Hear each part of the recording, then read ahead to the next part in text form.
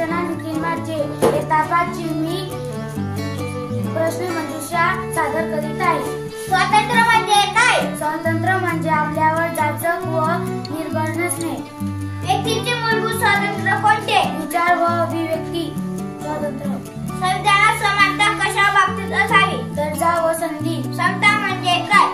उच्च नीच श्रेष्ठ कनिष्ठ भेद न करणे। बंधुता म्हणजे काय? आपल्या देशातील सर्व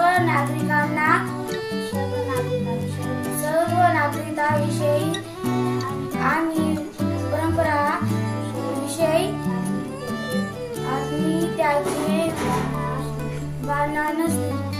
व्यक्ती प्रतिष्ठा म्हणजे काय? प्रत्येक व्यक्ती माणूस व धन्यवाद।